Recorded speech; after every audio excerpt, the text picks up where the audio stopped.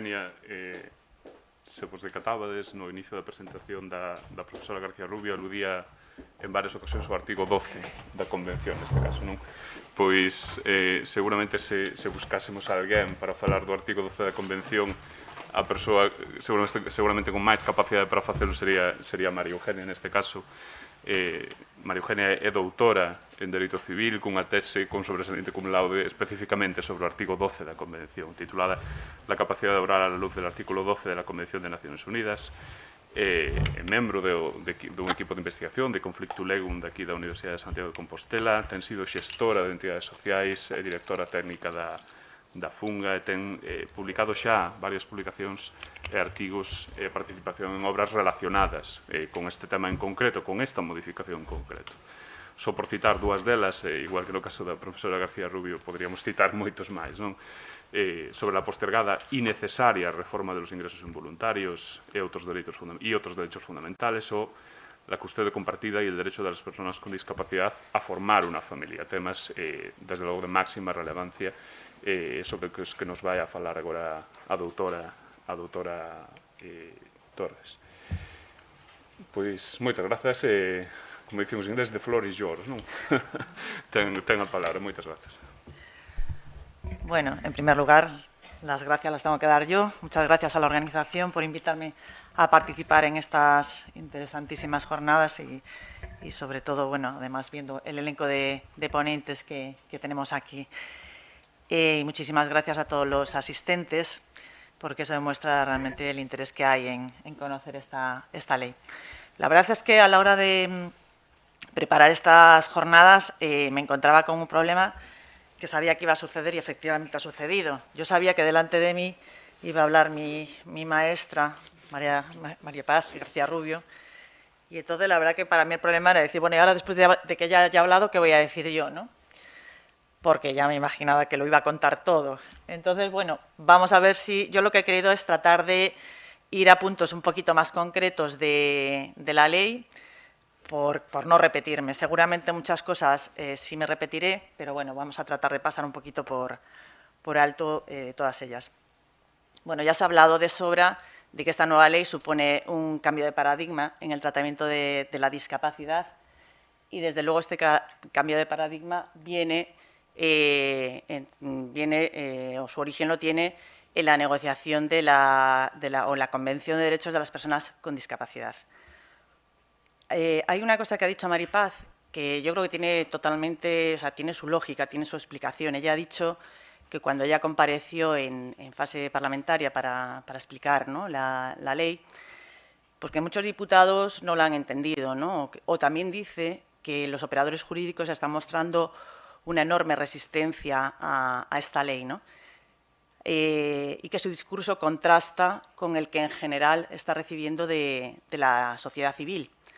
Para mí eso no es ninguna sorpresa, porque bueno, cuando uno se pone a analizar y a estudiar y a leer con detenimiento y con pasión, porque yo creo que Mari Paz y yo, desde luego, creo que somos unas apasionadas de este tema, si nos ponemos a leer los diarios de sesiones que se levantaron durante la negociación de la Convención, ya entonces se veía ese cambio de discurso, o perdón, esta diferencia de discurso entre la sociedad civil y entre los estados que participaban en esa negociación. La sociedad civil, en ese caso, y en contra de lo que suele... Bueno, en este caso, lo que hizo fue ir por delante, digamos, de los estados, de las normas, ¿no? Fue la sociedad civil la que quiso este cambio, venía reclamándolo desde hacía mucho tiempo, de décadas atrás, venía reclamando que las personas con discapacidad fueran tratadas ni más ni menos que como personas, igual que los demás, y, por supuesto, eran las que día a día estaban sufriendo esa vulneración de derechos, amparada siempre en la protección de la persona y en su mejor interés, igual que en su momento se hizo con la mujer, ¿no? Cuando a las mujeres se nos negaba la capacidad jurídica, siempre era porque se entendía que las mujeres éramos unos seres inferiores, que no entendíamos y que, por lo tanto, necesitábamos que alguien nos protegiera, ¿no? Y, por lo tanto, garantizase o ejercitase por nosotras nuestra capacidad jurídica. Pues en el tema de las personas con discapacidad era más o menos igual. Se buscaba siempre su protección y su sustitución a través de otras personas que, atendiendo siempre a ese superior interés, pues garantizaban que la persona estuviera protegida. Y dentro de esa protección, o al amparo de esa protección, insisto, las propias personas con discapacidad explicaban que esa protección o esa sobreprotección a lo largo de los años había producido y seguía produciendo y sigue produciendo a día de hoy una infinidad de vulneración de derechos fundamentales. Bueno, como ya ha dicho Maripaz, este cambio de paradigma se centra sobre todo, o se encuentra sobre todo, en el artículo 12 de la Convención, que, entre otras cosas, bueno, pues, o principalmente reconoce el derecho de todas las personas con discapacidad a la capacidad jurídica en igualdad de condiciones que el resto de las personas.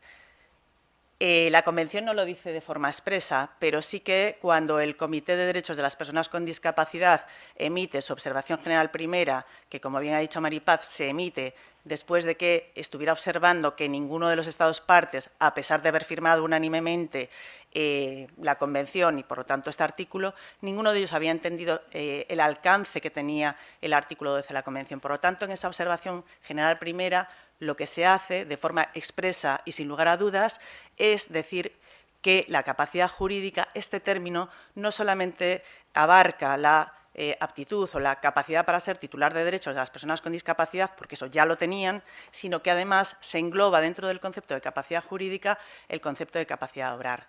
El reconocimiento a las personas con discapacidad es tanto para ser titulares de derechos como para poder ejercerlos en igualdad de condiciones con los demás.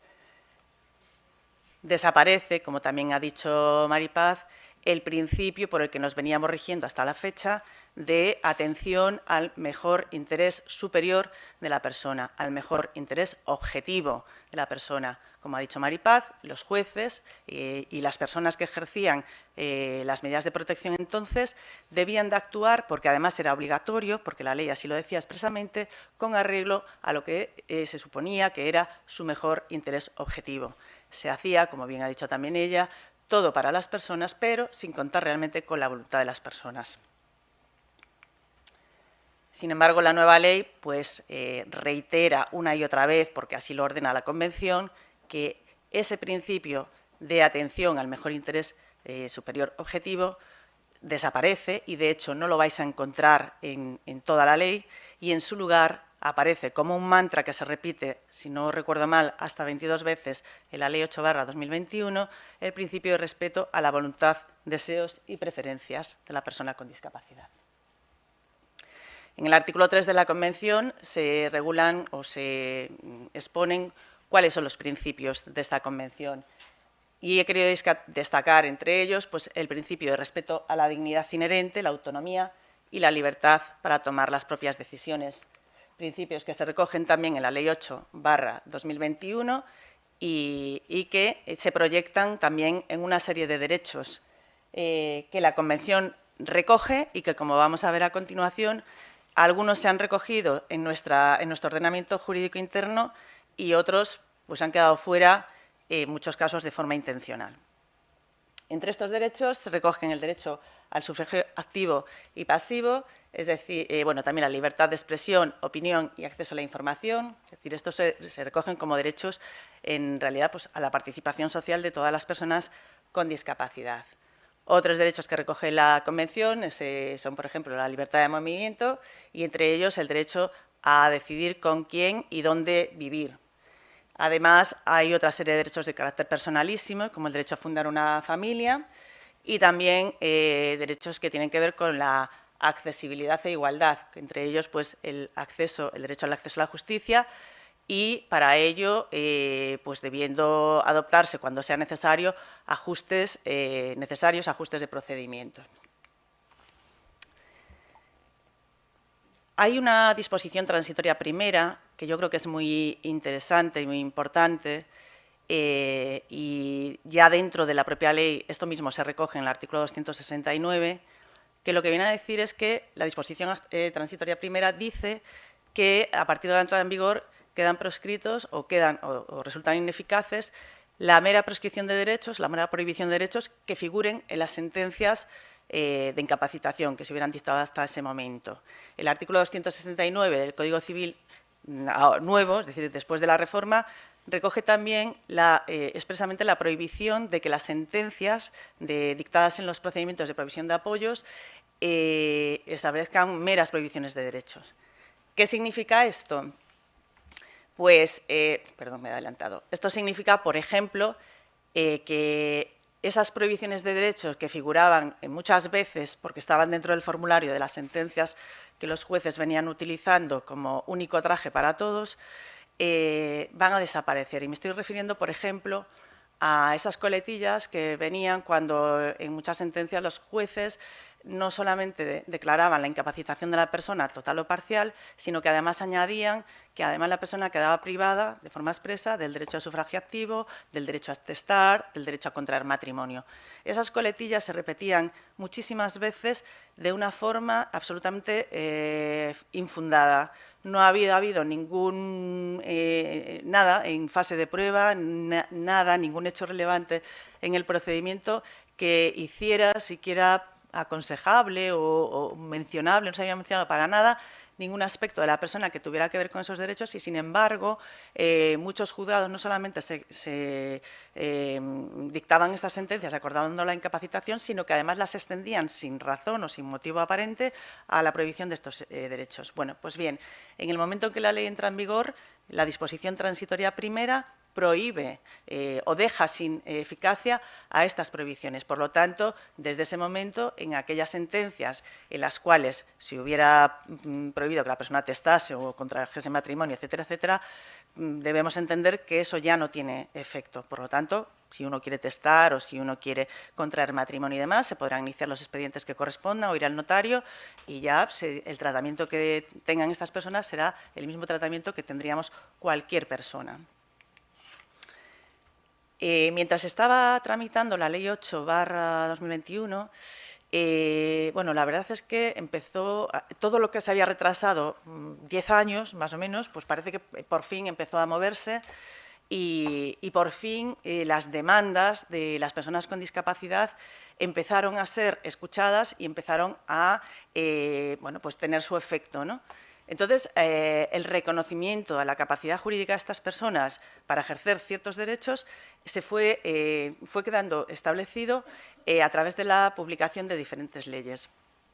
En este caso, el reconocimiento al derecho de sufragio activo y pasivo se reconoció en la Ley Orgánica 2/2018, por medio de la cual se reformaba la ley electoral. Es lógico que este reconocimiento se hiciera a través de una ley distinta, en este caso una ley orgánica, porque estamos hablando del reconocimiento de un derecho fundamental. Por otra parte, la Convención reconoce también el derecho de todas las personas con discapacidad a fundar una familia en igualdad de condiciones con las demás. Entonces, bueno, ¿cómo se ha ido concretando esto? Pues también en diferentes leyes. Por una parte, nos encontramos con que la Ley Orgánica 2/2020 abolió por fin la esterilización forzosa, ¿no?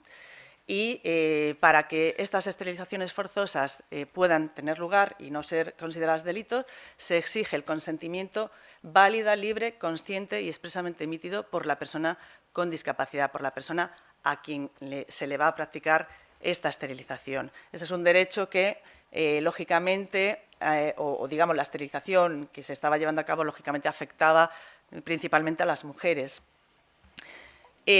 Bueno, esto ha sido muy aplaudido, no nos vamos ahora tampoco a detener en ello, pero sí que a mí me surge alguna duda, porque, en primer lugar, volvemos a lo de siempre, en qué momento, cuándo estamos hablando del consentimiento, cuándo estamos hablando de esa voluntad. Si la persona con discapacidad ha otorgado medidas voluntarias o algún tipo de documento de instrucciones previas, etcétera, etcétera, puede haber dejado su voluntad de forma expresa y en el sentido de decidir, bueno, pues que querría ser sometida a una esterilización o todo lo contrario. Si eso es así, entiendo yo que, bueno, pues que en el futuro, si la persona no pudiese otorgar su consentimiento, probablemente por representación, se podría otorgar porque la voluntad está expresada. Pero en todo caso, bueno, estamos hablando de un derecho personalísimo y, bueno, pues pueden surgir dudas, ¿no?, sobre este tema. Cuando hablamos del derecho a fundar una familia, bueno, pues nos referimos, pues, derecho, entre otras cosas, a contraer matrimonio, a todas las cuestiones relacionadas con la familia, al tema de la paternidad y de la filiación. También, por medio de pues las últimas reformas que han tenido lugar, concretamente también la Ley de Registro Civil, que es una de las leyes que también se modifican en la Ley 8/2021, queda reconocido el derecho de todas las personas con discapacidad o sin ella a contraer matrimonio y había pues una coletilla que se había introducido en su momento con la Ley de Jurisdicción Voluntaria en el año 2015, que generó muchísima polémica porque en aquel momento se ampliaban los casos de, digamos, imposibilidad o para contraer matrimonio, digamos que se ponían más reservas, no solamente a las personas con discapacidad intelectual en aquel momento, sino también que se ampliaban esas dificultades a las personas con discapacidad sensorial, ¿no? Aquello había levantado muchísima polémica, pero bueno, ese tema yo creo que ha quedado ya solventado con la entrada en vigor de la Ley de Registro Civil, por fin, después de 11 años de su publicación, y se ha cambiado la redacción y ahora mismo no se habla de personas con discapacidad, sino que cuando se tramita el expediente matrimonial lo que se viene a decir es que muy excepcionalmente se puede pedir informe médico por condición de salud, o sea que es una condición más amplia que puede ser la de discapacidad. Esa condición además debe ser evidente, categórica y sustancial y debe incidir de forma clara en la prestación del consentimiento. Y además, como digo, pues no estamos hablando de personas con discapacidad, sino que esta excepcionalidad sería aplicable para todas las personas en general. Entrando ya pues en la reforma, la Ley 8/2021, ¿qué cuestiones concretas nos encontramos? Pues, por ejemplo, cuando hablamos de procedimientos que tienen que ver con crisis familiares, si atendemos a personas con discapacidad que son progenitores, por una parte, si hablamos del procedimiento judicial de separación, la ley está obligando a que en este tipo de procedimientos, si es necesario, el letrado de la Administración de Justicia garantice que la persona con discapacidad pueda intervenir en el procedimiento en igualdad de condiciones con la otra parte y para ello deberá adoptar los ajustes que sean necesarios si la persona con discapacidad los precisa. Es decir, cuando el artículo 8 de la Ley de Enjuiciamiento Civil y también el artículo 8 de la Ley de Jurisdicción Voluntaria obligan a que el letrado de la Administración de Justicia garantice estos apoyos, no estamos hablando solamente de los procedimientos de provisión de apoyos, sino que es un artículo general que se refiere a todo tipo de procedimientos judiciales. Por lo tanto, entre ellos también los procedimientos que tienen que ver con crisis familiares, separación, divorcio, nulidad, etcétera, etcétera. Cuando la separación o cualquier procedimiento de este tipo se lleve a cabo ante notario, exactamente lo mismo. El artículo 25 de la Ley del Notariado, que también se modifica con la reforma, obliga también a que el notario o la persona con discapacidad que lo precise pueda estar dotada o pueda utilizar los apoyos que necesite para poder avanzar en ese procedimiento.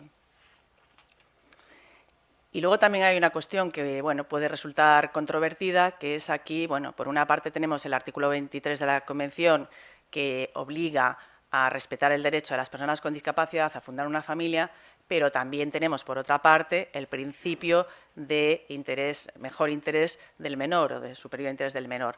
En este caso, puede haber un conflicto de intereses y pues lo que ha resuelto el Tribunal Supremo y diferentes audiencias, lo que han venido a decir es que el hecho de la discapacidad per se no es una razón suficiente para que se pueda denegar la custodia de los hijos, ni la custodia compartida, pero en ese caso lo que habrá que valorar es la situación tanto de la persona con discapacidad como del hijo menor y, desde luego, en todo caso, siempre va a prevalecer el interés del menor. Pero, ya digo, el interés del menor no está reñido con que uno de sus progenitores sea una persona con discapacidad. Si hablamos de hijos con discapacidad en un procedimiento de separación, divorcio o nulidad, nos encontramos con una particularidad que se añade en la reforma y que tiene que ver con hijos menores de edad o mayores de edad, aunque en este caso, como bien decía Maripaz, la ley va dirigida a personas mayores, mayores de 18 años, sí que es verdad que existen algunas referencias a menores de edad y esta es una de ellas.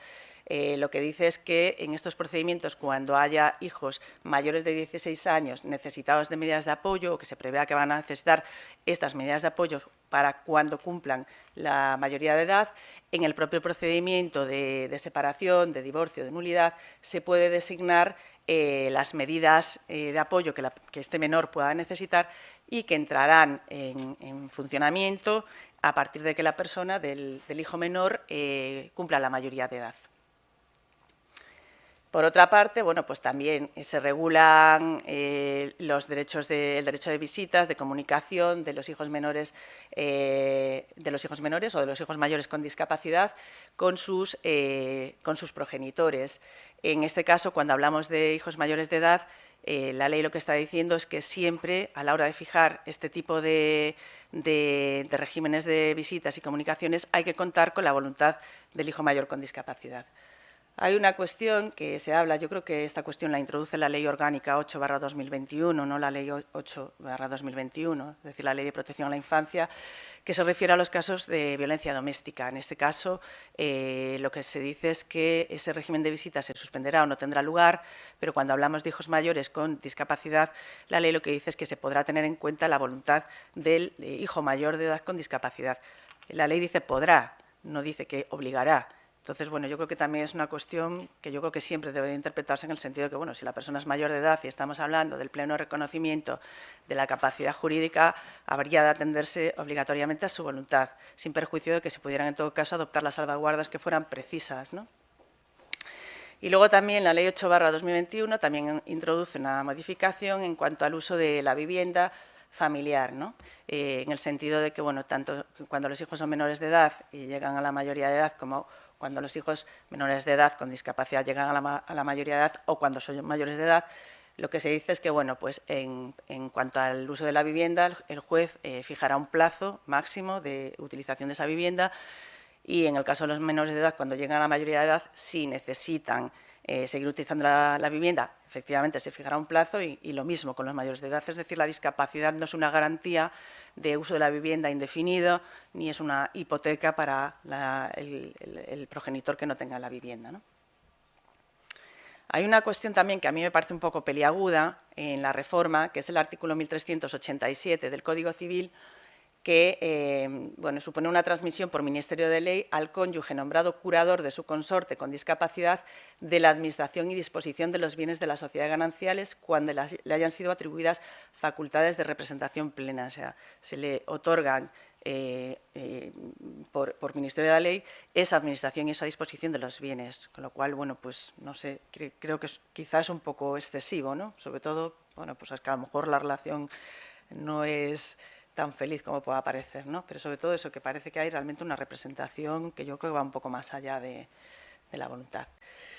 Como decía Maripaz, la reforma permite a las personas con discapacidad actuar en el tráfico jurídico en igualdad de condiciones con los demás, exactamente igual que los demás. Por lo tanto, eso significa que podrá donar, testar, pedir o dar dinero a préstamo, hipotecar, en definitiva, contratar. Sí que es verdad que se establecen una serie de prohibiciones, por ejemplo, para testar o para donar, bueno, que pueden también, bueno, han sido de hecho objeto de críticas, pues porque muchas veces estas prohibiciones realmente pueden ir en contra de la voluntad de la persona, ¿no? Pero bueno, se ha interpretado, bueno, pues como salvaguardas, ¿no? Estoy refiriendo, por ejemplo, a que una persona con discapacidad pues no podría donar a una persona que estuviera, a la persona que le prestase apoyos, ¿no? A los curadores o, por ejemplo, tampoco podría ser, bueno, es un caso distinto, no es un caso de donación, pero vamos, me refiero que en muchas ocasiones quizá mi voluntad sea dejar en testamento mis bienes a la persona que me ha curado, sobre todo, sobre todo si son personas jurídicas, y bueno, pues la ley establece una serie de prohibiciones que, bueno, que yo creo que son dudosas, ¿no? o que por lo menos pueden entrar en colisión con la voluntad de la persona. Este es uno de los temas más peliagudos que ya también ha nombrado Maripaz, que es, bueno, pues en la Convención obliga o impone el derecho a todas las personas con discapacidad a elegir dónde quieren vivir, con quién quieren vivir. Y como ha dicho Maripaz, el legislador ha dejado sin modificar además lo dice expresamente el artículo 763 es de la Ley de Enjuiciamiento Civil, está puesto ahí del Código Civil, que es el que regula el ingreso involuntario, ¿no? Por razón del trastorno psíquico. Ya el propio título del artículo lo dice todo, estamos hablando de ingreso en contra de la voluntad.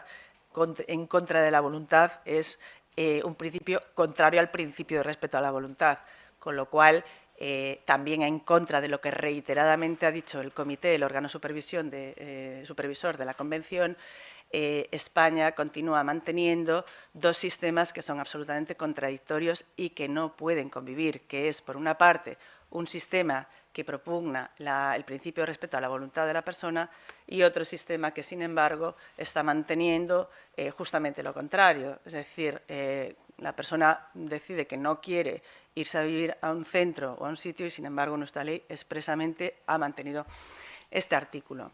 Yo tengo una interpretación de, bueno, cómo se podría interpretar este artículo con arreglo a la Convención, pero bueno, esto es una interpretación que hago yo, que por supuesto no va a ninguna parte. Yo creo que este artículo, si realmente queremos que siga en vigor y queremos que sea un artículo que se interprete a la luz de la Convención, como por otra parte ordena el artículo 10 de la Constitución española, creo que en todo caso este procedimiento debería servir como mucho para que en el propio procedimiento se pudiera conocer la voluntad de la persona en cuanto al ingreso y si el resultado de la prueba practicada en ese procedimiento fuera que la persona realmente quiere ingresar, el juez autorizar el ingreso. Pero, ya digo, es una interpretación muy forzada y que va en contra del propio título del precepto. Lo que está claro es que el comité reiteradamente ha pedido a España que derogue toda la legislación que permita que una persona pueda ser ingresada en contra de su voluntad, al igual que también ha reiterado que retire toda la legislación que obliga a una persona a ser sometida a un tratamiento médico que no se base en el consentimiento informado de esta. Lo mismo que dicen, bueno, pues eso, como decimos, o como también ha adelantado antes Maripaz, lo que se reconoce en los artículos 9 de la Ley 41/2002, que es la Ley Nacional, o en nuestro caso, en el artículo 6 de la Ley 3/2001. Es decir, en estos casos todavía se habla de consentimiento por representación y en el caso de Galicia, además, es que se habla de consentimiento por sustitución. Hay una cuestión muy peliaguda y muy peligrosa, y yo creo que ya se le han visto las orejas al lobo, que es que nuestra ley, como también ha dicho Maripaz, no reconoce de una forma expresa el derecho a rechazar los apoyos, que la persona con discapacidad pueda renunciar a los apoyos, pueda prescindir de ellos, aunque se le hayan designado. Esto que no dice la ley sí que lo dice no lo dice tampoco de una forma expresa la Convención, pero en la observación general primera emitida por el comité sí se dice de forma expresa. Es más, el comité no solamente dice que el derecho al reconocimiento de la capacidad jurídica implica, por una parte, el derecho de todas las personas con discapacidad a contar con los apoyos que precise para ejercer su capacidad jurídica, sino que además ese derecho también engloba el derecho a rechazar los apoyos. Y además dice que no podemos basarnos en el interés superior de la persona porque el interés superior de la persona no constituye una salvaguarda. Sin embargo, bueno, nuestro legislador ha prescindido de hacer el reconocimiento expreso de este derecho y eso se ha quedado ahí. Hay un vacío ahí que ya ha dado lugar, como ha dicho Maripaz, a una interpretación del Tribunal Supremo en la sentencia dictada el 8 de septiembre pasado, en la cual, bueno, pues efectivamente, pese a reiterar una y otra vez que la persona, en este caso una persona con síndrome de Diógenes, se negaba y de forma expresa y reiterada decía que no quería el apoyo, el Tribunal Supremo ha hecho una interpretación, previamente ha hecho una exposición muy clara sobre cuáles son los principios de la Convención y los principios que se recogen en la Ley 8/2021, con la que estoy totalmente de acuerdo, es decir, primando siempre el principio de respeto a la voluntad y preferencias de la persona, pero, sin embargo, a la hora de tomar una decisión, la decisión que ha tomado es que, a pesar de todo, considera que la persona tiene una enfermedad, que esa enfermedad le impide ser consciente, o sea, por lo tanto, no le niega la voluntad y que, por lo tanto, el apoyo puede ser impuesto. esta reiteración que los jueces utilizan de que la enfermedad, que no son conscientes de su enfermedad, es algo que se repite, como digo, en muchísimas sentencias y es algo contra lo que las personas con discapacidad psicosocial, las personas con enfermedad mental, han luchado de una forma activa y reiterada también durante toda la negociación, porque se considera que esto es un estigma. Voy a ir terminando, quedan muchas cosas por decir, pero solamente decir que tampoco es ninguna sorpresa esta sentencia del Tribunal Supremo, porque de hecho en el periodo de vacatio legis también otros juzgados y otras audiencias se iban pronunciando sobre este aspecto y las sentencias que se fueron dictando en aquellos procedimientos que no quedaron en suspenso hasta la entrada en vigor de la nueva ley, pues se dictaron diferentes sentencias, aquí enumero algunas, en las cuales lo que se venía a decir es que los pronunciamientos respecto a la incapacitación que se pedía en todos estos procedimientos quedan sin efectos, dada la proximidad de la entrada en vigor de la ley, por lo tanto las personas siguen siendo capaces, pero sin embargo en cuanto a las medidas de apoyo que se pedían, se mantienen y en la mayoría de ellas, incluso en unas cuantas, en contra de la voluntad que las personas habían expresado a lo largo del procedimiento. Por lo tanto, tampoco es una sorpresa lo que el Tribunal Supremo ha dicho, ¿no?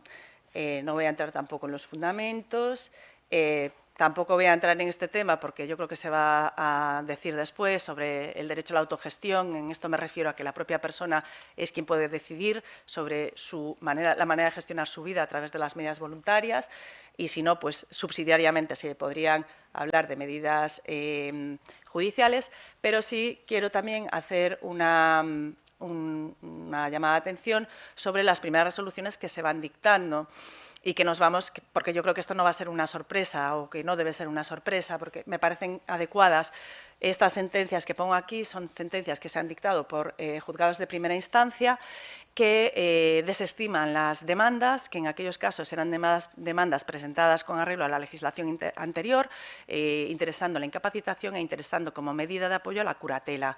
En todos estos casos se desestima íntegramente la demanda porque los jueces, cada uno de ellos, deciden que la persona está perfectamente atendida con una guarda de hecho que está funcionando perfectamente. Por lo tanto, la curatela es una medida desproporcionada y que no tiene ningún sentido.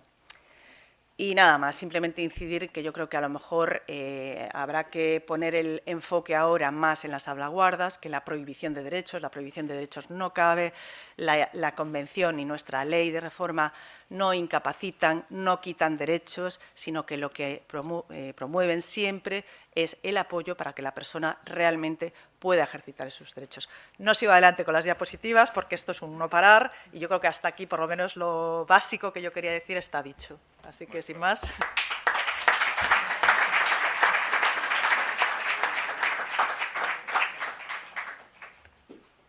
Moitas gracias, María Eugenia, polo teu relatorio, no que nos foches comentando un pouco resalta, non, estes traballos que como que se quixeron apresurar desde a Comisión de Codificación empezou a traballar coas modificacións da Lei Orgánica de Réxime Electoral Xeral e algunha sentencia do Supremo e do Constitucional que sí que viñan a romper un pouco a dinámica anterior, non?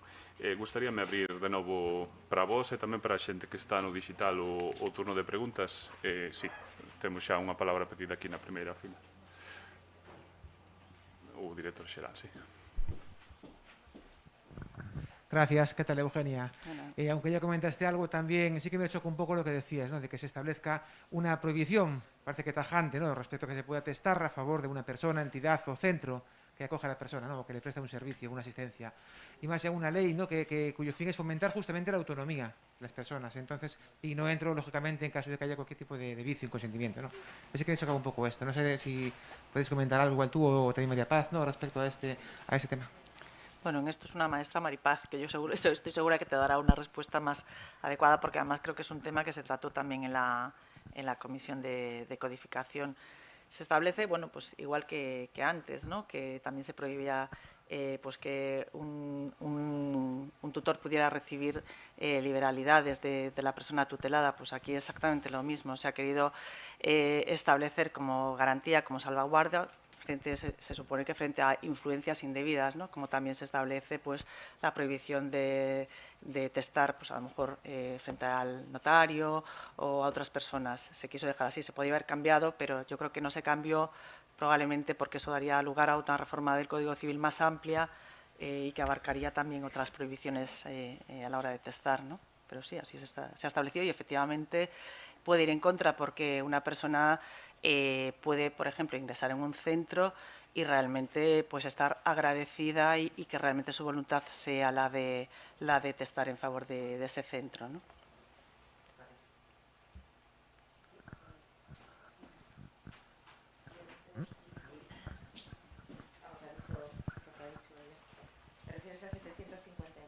Porque en materia de recibir liberalidades también tenemos el 251.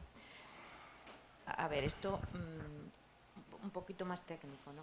Una de las dificultades enormes de esta ley, de elaborar esta ley, es que no era una ley nueva, autónoma, que colocaras ahí al margen de un sistema. Esta ley implica modificar el Código Civil. Para que os hagáis una idea, el Código Civil que tenemos es de 1889. Y aunque políticamente no se le dé apenas importancia y sea una ley ordinaria, es probablemente la norma más importante del ordenamiento, en el sentido de que es la que vertebra la sociedad civil.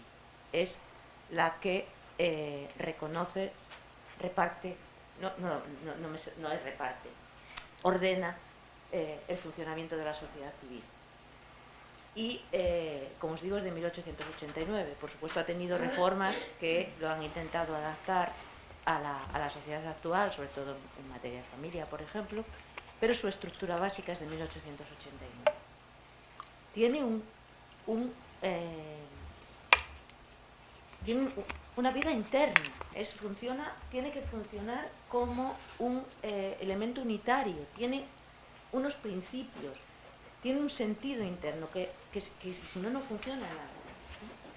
Y una de estas figuras es, en materia sucesoria, la prohibición relativa de suceder. Nuestro Código Civil adoptó, en su momento, como otros códigos civiles, una figura que dice que ante la posibilidad de que alguien influya en la decisión de testar, y en favor de quien se testa, se corta por lo sano, decía el profesor Lacruz, y se prohíbe testar en favor de esa persona. Para evitar, quizás demasiado radicalmente, esa influencia indebida, esa manipulación de la voluntad testamentaria. Y así, el Código, por ejemplo, prohíbe testar en favor del notario que hace el testamento. O prohíbe, y todos lo vais a entender, en aquella sociedad del siglo XIX, testar en favor del sacerdote que te atiende en tu última enfermedad. No vaya ahí, pim, pim, y no me lo deja a mí, sino incluso a la orden religiosa. En este contexto se prohibía también testar a favor del tutor hasta que se aprobaran las cuentas justificativas de la tutela, en la inteligencia de que el tutor, por su cercanía, era una persona especialmente susceptible de influir, ¿no? Entonces, efectivamente, hasta el último momento, incluso ya en fase parlamentaria, hubo mucho interés porque aquí chocan, como tantas otras veces en las relaciones entre sujetos privados, intereses contrapuestos y el legislador tiene que optar. Y hay personas que verdaderamente su voluntad es testar en favor del cura o testar en favor del tutor, del notario al que le están agradecidos, o mucho más en favor de la entidad que los ha cuidado durante años. Y este sentido de agradecimiento, que es tan humano, pues tiene un peso a la hora de tomar una decisión normativa. Pero también tiene otro peso en la norma que trata de impedir esa influencia indebida. La decisión que se tuviera que tomar tenía que ser una decisión unitaria. No tenía ningún sentido, salvo que destruyas la vida interna del código, que lo eliminaras para las personas jurídicas donde viven las personas que tienen discapacidades y lo dejarás para el cura, pero si el cura ya no hay. Entonces quita la institución, elimina la institución completa, que por lo menos sería coherente el código en su mundo interno. Lo que no puedes es eliminarlo para quien puede influir hoy más en la sociedad de hoy y dejarlo para quien ya no influye en nada. Elimínalo para todos, pero eso no lo podíamos hacer, porque nuestro mandato era solo aquello que afectara a las personas con discapacidad. Entonces, o destruyes la coherencia interna del código, que ya está bastante destruida, o tenías que optar porque si la persona es susceptible de influir de verdad en la decisión de esta persona, y el centro lo es, tenías que mantenerlo. A lo mejor está equivocado, pero la razón es esa. Gracias.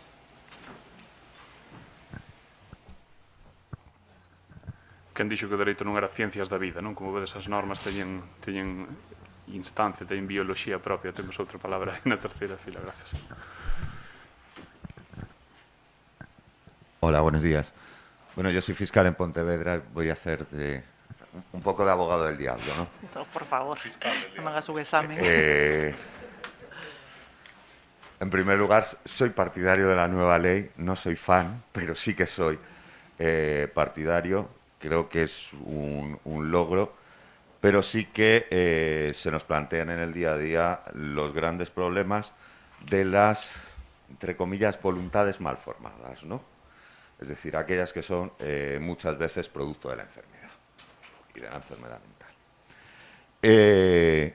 Y creo que es una cosa que no se ha tratado, que es cierto que no se ha tratado, y no se ha tratado los ingresos involuntarios, ni se ha tratado la posibilidad de tratamientos ambulatorios, precisamente porque las observaciones por parte del comité decían: es que tienen ustedes que derogar esto, por lo tanto vamos a dejarlo como está y no nos vamos a meter en más berenjenales.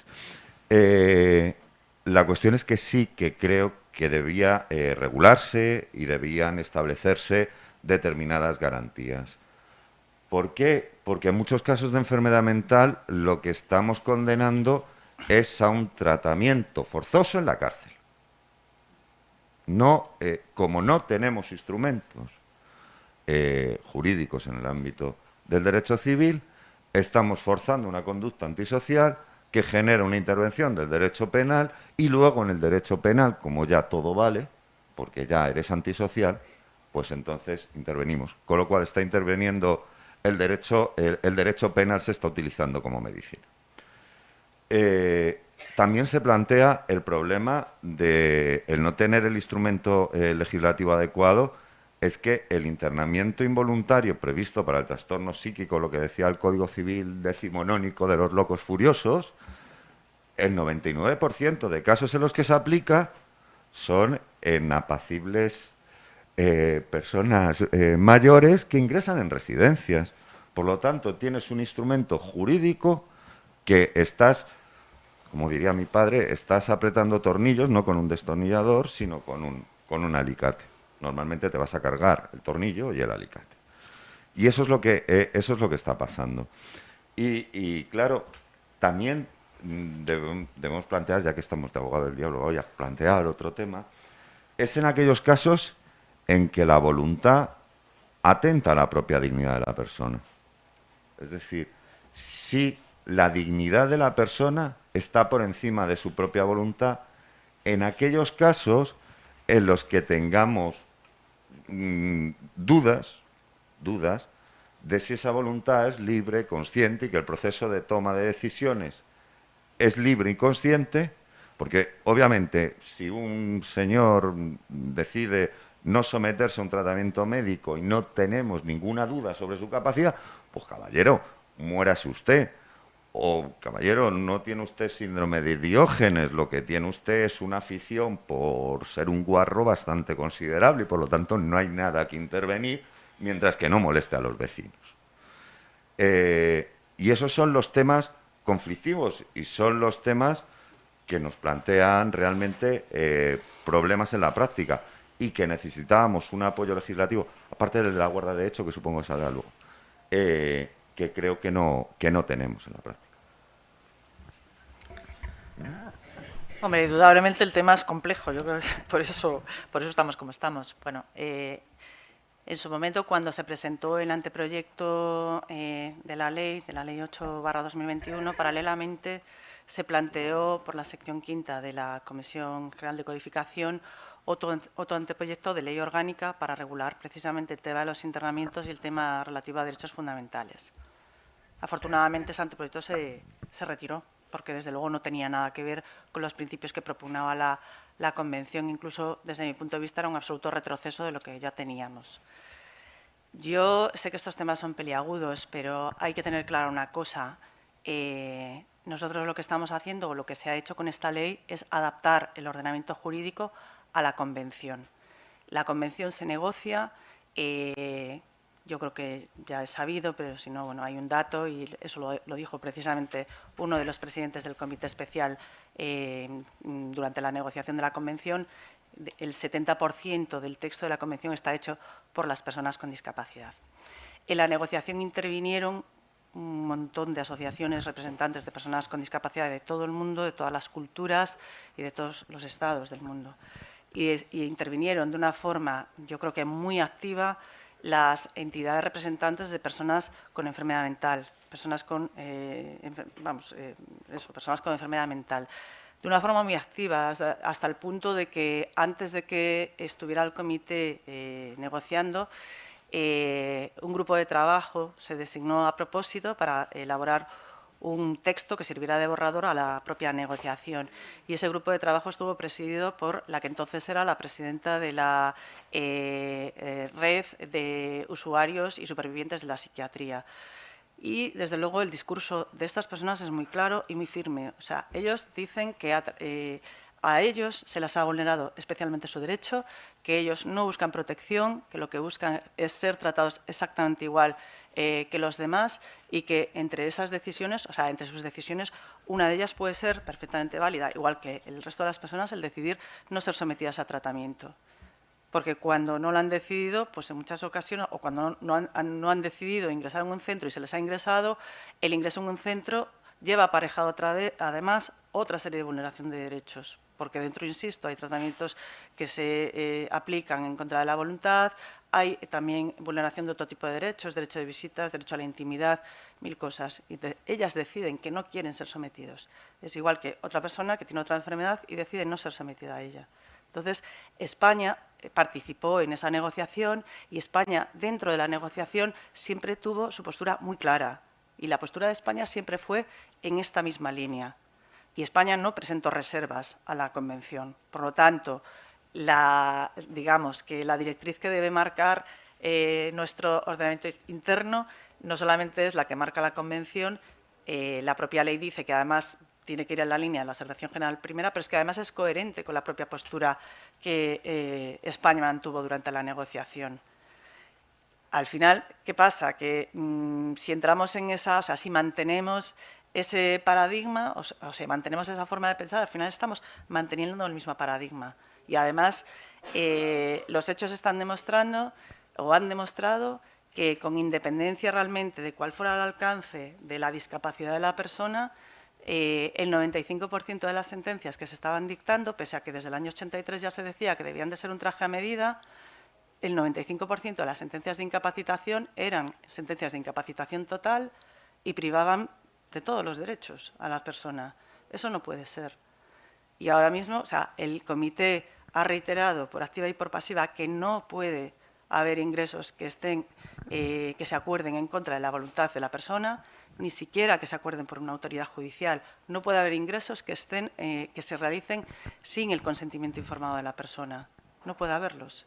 Y si España mantuvo esa posición y el comité está diciendo eso, y estamos hablando de que debemos dejar que las personas ejerciten su capacidad jurídica, defender lo contrario es ir en contra del propio espíritu de la Convención. Entonces yo mañana llego y digo, todos los internamientos que tengo de residencia, anúlenlos. En realidad eso ya lo dijo el Tribunal Constitucional, de alguna manera. Lo que pasa que luego, perdón, el Supremo, lo que pasa que luego la solución que dio, pues también era un poco extraña, porque decimos lo que decimos, pero luego a la hora de llevarlo a cabo no somos capaces. Es decir, se dice que no se pueden llevar a cabo ingresos involuntarios si no se tiene la autorización judicial previa, se dice que no se pueden regularizar esos ingresos a posteriori, porque ya se ha producido una vulneración del derecho a la libertad, y entonces se dice que la consecuencia de esto debe ser la inmediata puesta en libertad de las personas que hayan ingresado de esa manera. Pensemos solamente en los mayores que están ingresados en centros residenciales. ¿Cuántas autorizaciones judiciales de ingresos hay? Muy pocas, muy pocas. Yo sé que desde que tú entraste hay más. Porque a mí me tocó estar en una reunión donde todos los directores y todos los titulares de residencia estaban muy preocupados. Pero no es lo normal. Si lo extendemos a toda España, y yo creo que en Galicia seguramente quedarán muchas sin autorización judicial, tal. Entonces, bueno, yo te digo en general, hay muchas personas que han ingresado en centros residenciales sin la autorización judicial, sin regularizarse a posteriori. Aunque lo hubieran intentado, si el Tribunal Supremo ha dicho que eso no vale y ha dicho que la consecuencia inmediata es la puesta en libertad, claro, luego dice, ¿cómo lo vamos a poner en libertad? Entonces vamos a dictar una medida cautelar y que el fiscal promueva un procedimiento de incapacitación, lo cual va en contra de la Convención, que la Convención te dice no se puede incapacitar. Entonces, ahora mismo ya no hay incapacitación. ¿Qué solución se le va a dar a eso? Al final, o sea, efectivamente, en la práctica hay situaciones que son difíciles, pero hemos apostado por un modelo que potencia la autonomía, que decide que todos debemos actuar en igualdad de condiciones y que una persona, por tener una discapacidad, pues no puede ser obligada a vivir en otro sitio que no quiera o no puede ser obligada a ser sometida a un tratamiento que no quiera. Si hubiera otorgado instrucciones previas, le impondríamos un tratamiento psiquiátrico, por ejemplo, si ha decidido que no lo quiere o si ha decidido que no quiere ingresar en un centro. Si expresamente ha decidido que no lo quiere, ¿se lo podemos imponer? La ley te está diciendo que no, que es vinculante para el juez también. Pero ya de antes, ya en las instrucciones previas se suponía que también eran vinculantes. Vamos a ver, la vida en sociedad tiene una serie de limitaciones. Es decir, si yo tengo una tuberculosis, existe una cuestión de salud pública, claro, y entonces pero eso también está intervienen regulado. por salud pública. ¿Vale? Pues eso se manifiesta en otra serie de manifestaciones por la vida en comunidad. Y era lo que planteaba respecto de la voluntad. En aquellos casos en los que afecta a la dignidad de la persona. Porque yo me he encontrado con situaciones de personas con discapacidad que vivían en situación voluntariamente, entre comillas, indigna. Por ejemplo, viviendo debajo de unas escaleras en un galpón, en condiciones absolutamente que afectaban. Claro. O podemos decir, voluntad es el valor absoluto, por lo tanto ya no hay nada que decir, aquí no vale ni jueces, ni fiscales, ni nada. ¿Usted qué dice? Tratamiento sí, tratamiento no, lo que usted diga. Vivir en la calle, vivir en... lo que usted diga. Esa es una solución. En ese caso también la propia ley te está diciendo que tienes que hacer una reinterpretación de la voluntad. Si en un momento dado pensamos que la persona no tiene capacidad para expresar esa voluntad o esa no hubiera sido su voluntad, tú te tienes que ir atrás y tienes que hacer un análisis de cuál ha sido la trayectoria de vida de la persona, los valores y demás, y con eso hacer una conformación de esa voluntad hipotética. Pero es que en este caso del letrado, por favor. Sempre quixen facer isto. Chamar a orde a un letrado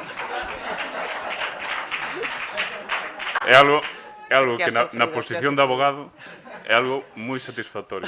Chamar a orde desde un estrado. É algo que me transporta a recordos moi vivos. Neste caso, eu non quero, de verdade, non quero coartar o debate, simplemente convidaríavos aos dous a trasladar o debate ao seguinte relator, porque vamos a falar expresamente da indefensión, por exemplo, das persoas no ámbito da lei. De verdade, non máis alá do chascarrillo non quero violentar a posición do debate, non quero coartar esa cuestión, pero desde logo sí que querería dar paso, agradecendo moitas grazas á doutora Torres a súa participación.